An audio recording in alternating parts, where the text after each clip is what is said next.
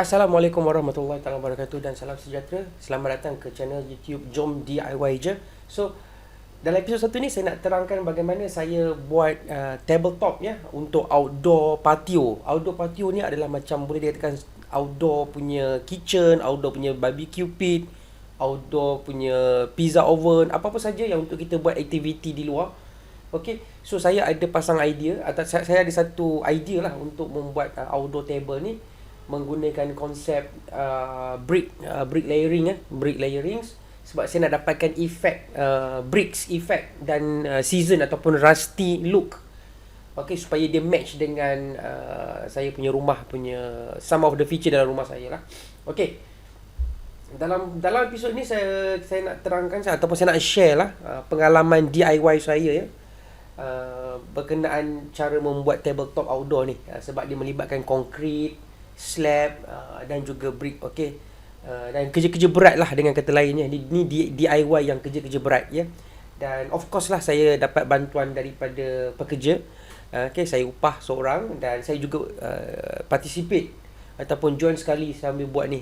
Sebab projek ni DIY, so kita control semua. Kita control elemen dari segi harga barang yang kita nak keluarkan, yang kita nak bajet, measurement, design, method of construction, semua kita control.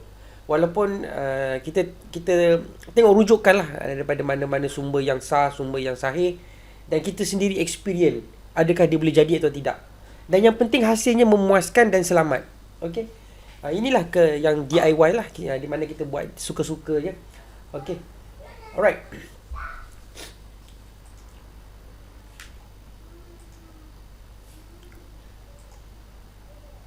Okay, dalam stage pertama, dalam peringkat awal, of course kita kena ada conceptual drawing. Alright, conceptual drawing ni dia adalah bagaimana kita nak ubah idea kepada structure yang sebenar.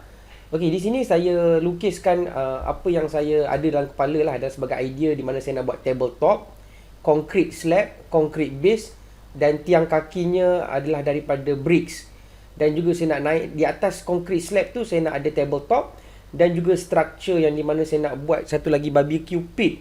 Barbecue pit ni dia ada tempat bakar dalam dia, okey, dekat sini, dan ada chimney dan juga dia ada dinding kiri kanan lah. Dan saya nak pastikan dia punya structure luar ni seperti kelihatan brick yang sebenar, bukan bricks daripada tiles. Kita nak real bricks. Okey, kita dapat effect tu supaya effect tu lebih natural, lebih surface profile dia lebih timbul. Okey, so di sini saya ada tuliskanlah nama-nama bahan, ukuran. Ukuran ni ukuran yang sebenar ya. Okey, satu yang saya belajar, of course lah ini adalah basic. Sebelum kita buat design from bottom to top ni, kita kena pastikan kita ada keluasan yang sebenar lah. Kita menggunakan keluasan yang sebenar sebagai tapak, dan daripada tapak tu kita develop design kita supaya dia match dengan design. Sebab nanti kita nak buat budgeting berapa banyak barang nak beli cost. So kita kena tahu measurement dia. Walaupun dia tak tepat lagi, tapi dia adalah anggaran kasar supaya dia tak lari banyak. Okey, contohnya ketebalan slab. Ini contohnya 4 ke 6 inci, batu bata berapa biji nak pakai, slab berapa tebal nak pakai, BRC, steel structure berapa nak pakai, simen, pasir, konkrit, batu kerikil ataupun aggregates, berapa banyak kita nak pakai. Okey, itu semua kena dalam planning stage. Okey. Okey, inilah conceptual drawing. So daripada concept drawing ni, first kali kita kena buat site survey, ukur dan clearkan buat tapak lah. Kita panggil soil preparation. Dalam slide berikut ni, di sini saya buat soil preparation. Okey, kita korek tanah 2 inci tebal, buang semua rumput dan kita ratakan seberapa yang boleh lah. Okey. Dan sebab saya menggunakan teknik concrete pour. Concrete pour ni lah tuangan konkrit. So kita tak perlulah nak rata sangat dia punya base ni. Okey, dia punya tapak tanah ni. Sebab apa? Bila kita tuang konkrit, nanti dia akan self leveling. Self leveling ni bermaksud dia akan rata sendiri mengikut gravity. As long as kita tuangkan konkrit dengan cukup lah amount dia, ketebalan yang kita nak tu. Okey, di sini saya lapikkan dengan BRC sheet ataupun BRC grid sekeping. Lepas tu saya tambah lagi dengan bersih single steel ni, dan saya cocok ke dinding yang sedia ada supaya dia jadi anchor point. Okey, ini lebih kurang dua layer brick lah. 2 layer besi. Okey. So dan saya tuangkan konkrit dan ratakan. Okey, dan kemudian inilah hasilnya, hasil konkrit tadi, konkrit base. So apa yang saya cakap tadi sebagai self leveling adalah bila kita penuhkan konkrit kita dalam kita punya mold ni tadi, dia akan naturally dia akan rata lah. Of course lah, bagaimana yang tak rata tu anda kena ketuk-ketuk sikit, buang udara supaya dia transform, supaya dia jadi uniform dia punya distribution dia. Dan yang paling penting dia punya curing tu kena cukup masa lah. Dan untuk slab ni nanti saya akan share dalam satu video lain bagaimana saya buat bancuhan untuk concrete slab. Okay, sama ada kita nak gunakan ratio 4:3:1 ke 4:2:1 ke, nanti saya akan share. Alright. Dan yang paling penting saya gunakan konkrit ni cair sedikit. Sebab apa? Saya nak dia kurang, saya nak dia lambat sikit dia punya curing dia. Bila dia lambat kering, okay, dia take time untuk kering yang dia akan mempunyai masa untuk settle down. So the microstructure of the concrete grain tu dia akan ada time untuk buat interlocking structure yang lebih kuat. So dia tak mudah rapuh, tak mudah pecah, tak mudah crack. Okay, kalau kita terlalu kering sangat concrete slab tu, dia akan cepat kering dan dia akan shrinkage. Dia akan crack. Dia akan ada micro cracks. Tu micro crack tu dia akan menyebabkan dia growth over time. Okay, bila dia grow crack tu dia tak best lah. Dan saya nak make sure base dia kena kuat sebab saya punya konsep buat outdoor patio ni, atas tu kita nak letak structure yang berat. Kita nak letak fire bricks. Saya nak letak normal brick. Okay, saya nak letak macam-macam lagi peralatan kat situ. So dia agak berat kat atas tu. Sebab saya akan gunakan fire brick untuk jadikan sebagai foundation untuk barbecue pit. Fire bricks ni dia seketul dia sebiji tu 5 kg. Dia punya berat dia 5 kg. Okey, fire brick tu macam mana? Fire brick tu macam ni. Saya nak tunjukkan kalau ada contoh. Okey. Fire brick ni bentuk dia macam ni. Ada tak saya ada contoh sekejap ya, saya cuba cari.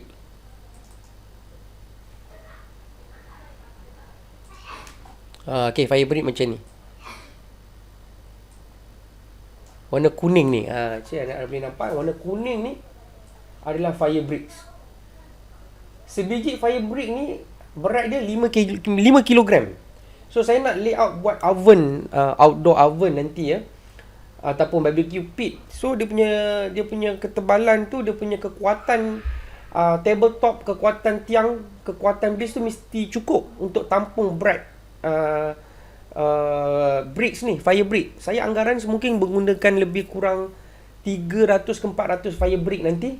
So darat 5 kg.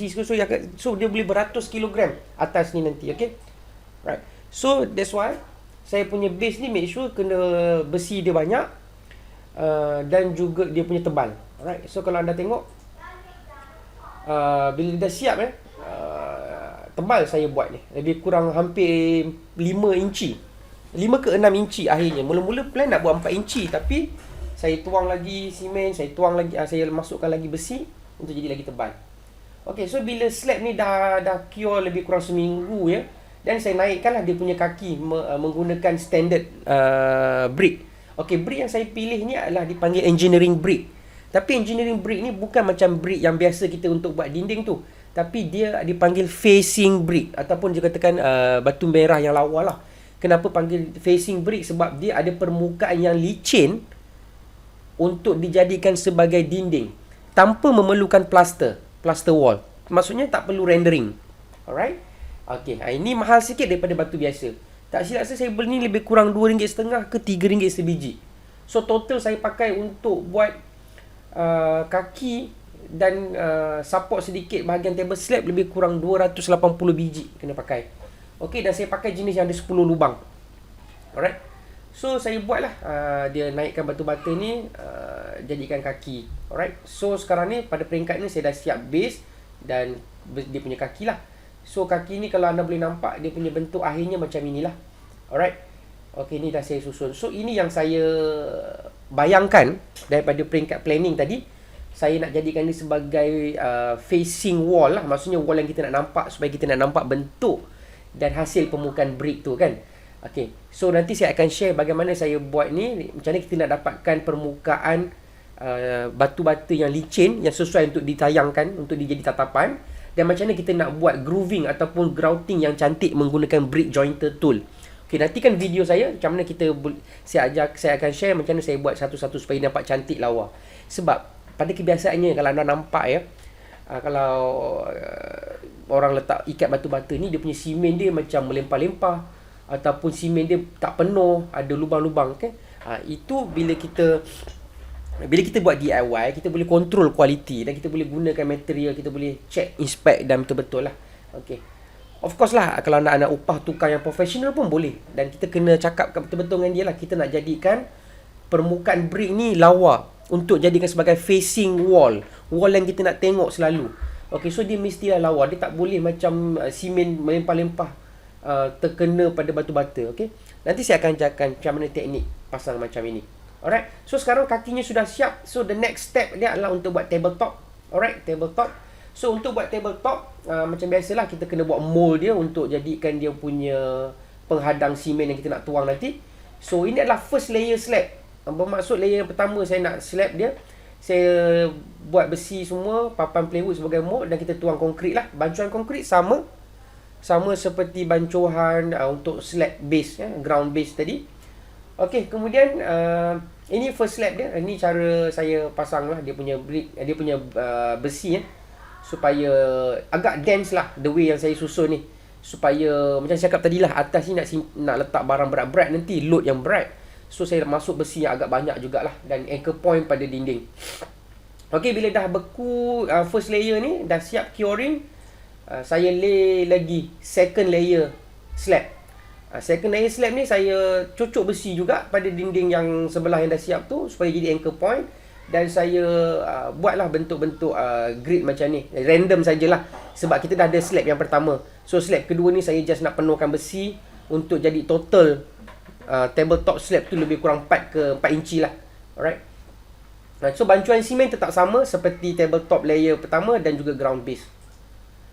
Alright. Okay, inilah hasilnya tabletop bila kita dah licinkan permukaan ni tadi. Ni tak licin sangat lah, saya tak pandai sangat nak licin, just sapu dengan trowel tu dan guna kayu yang licin, dapatlah permukaannya. Tapi bila dah siap, dia tak berapa licin lah. Tapi saya tak kisah, sebab saya masih lagi nak ada letak projek kat atas ni.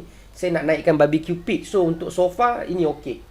So anda pun mesti nampak kenapa tiba-tiba batu brick saya ni jadi warna merah. Okey, ini adalah satu kesilapan yang saya buat, sebab saya ingat saya nak naikkan color merah ni menggunakan simen merah.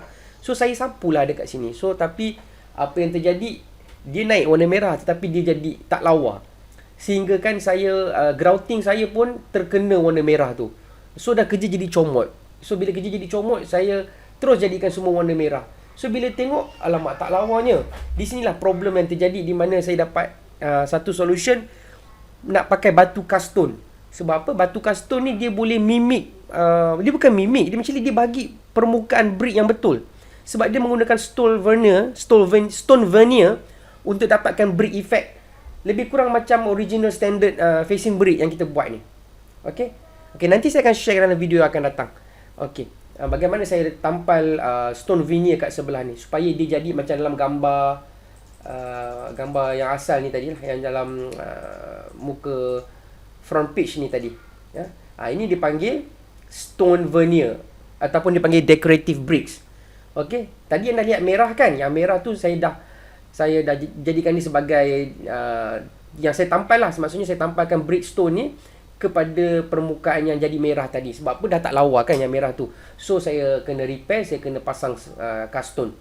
Okay, so anda jangan silap macam saya lah. So jangan sekali-sekali pakai simen merah tu untuk kononnya untuk dapatkan efek warna merah pada batu bata. Okay, ini tak ada siapa ajar saya pandai-pandai saja. Okay, dan akhirnya menyebabkan kerugian, dan saya terpaksa membeli castone untuk buat. Sedangkan elok-elok je kalau dah siap macam ni kan, dah lawa dah, dan naturally jadi facing brick. Lepas tu kita sapu top coat saja sudah cukup. Alright, tapi sebab contoh macam ni kan, ni pun sudah cantik. Kalau kita basuh, sapu top coat dah jadi lawa dah. Dah tak ada kerja, tak perlu kerja lain untuk tampal facing brick, nak tampal castone. Okay, so jangan ulangi kesilapan. So next step, ni tadi second layer punya top, second layer of slab tadi untuk tabletop.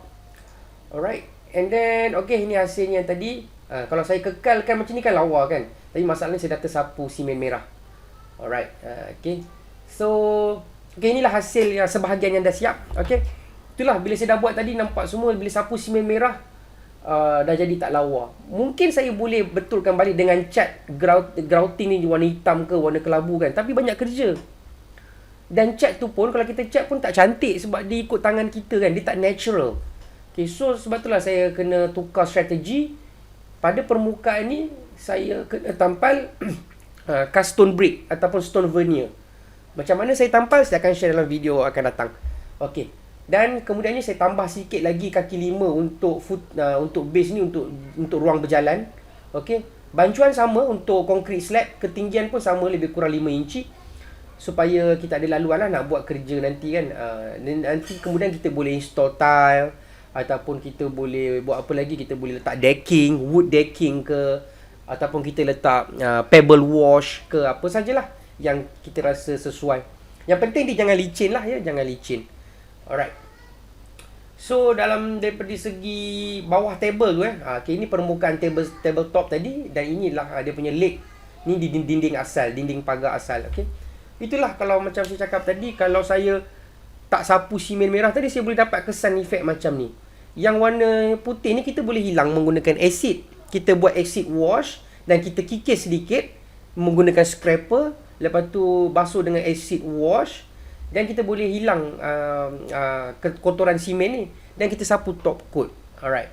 Tapi sebabkan saya dah sapu merah tadi, so tak boleh. So saya terpaksa menggunakan cast stone.